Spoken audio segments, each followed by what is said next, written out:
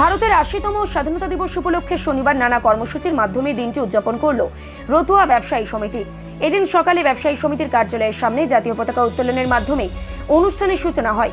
পাশাপাশি ব্যবসায়ী সমিতির পক্ষ থেকে প্রভাত ফেরির আয়োজন করা হয়, যা গোটা রতুয়া স্ট্যান্ড পরিক্রমা করে এরপর রতুয়া গ্রামীণ হাসপাতালে গিয়ে রোগীদের মধ্যে ফল বিতরণ করা হয়।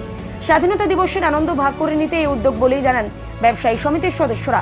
ফল বিতরণ কর্মসূচিতে উপস্থিত ছিলেন রতুয়া ব্যবসায়ী সমিতির সম্পাদক অশোক আগরওয়ালা, সভাপতি জিয়াউর রহমান, রতুয়া গ্রামীণ হাসপাতালের বিএমওএইচ রাকেশ কুমার সহ ব্যবসায়ী সমিতির অন্যান্য সদস্যরা।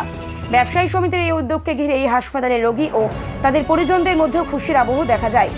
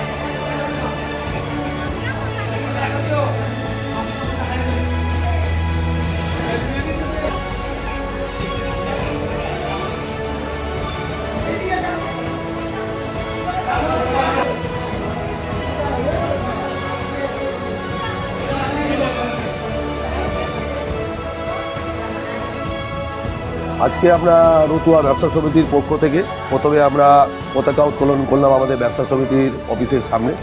তারপরে রেলির মাধ্যমে রেলি হলো গোটা রতুয়া পরিক্রমা করে আমরা পরিক্রমা রতুয়া ব্যবসা সমিতির কাছে শেষ করেছি। তারপরে আমরা আজকে আমাদের রতুয়া রুরাল হসপিটালে যে রুগীরা আছে সেই রুগীদেরকে আমরা ফল বিতরণ করেছি রতুয়া ব্যবসা সমিতির পক্ষ থেকে। আগামীকাল 16ই আগস্ট রতুয়া ব্যবসা সমিতির উপলক্ষে উদ্যোগে এবং প্রজাতন্ত্র দিবস উপলক্ষে রতুয়া স্টেডিয়ামে আগামীকাল 12টা থেকে আমাদের একদিবসীয় ফুটবল টুর্নামেন্ট হবে। সমস্ত মানুষকে, জনসাধারণকে, রতুয়া আপামর জনসাধারণকে আসার জন্য অনুরোধ করছি।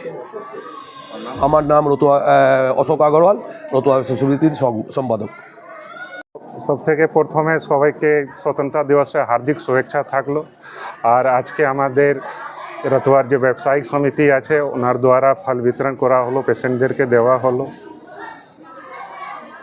এরকম হওয়া উচিত, ভালো, ঠিক আছে।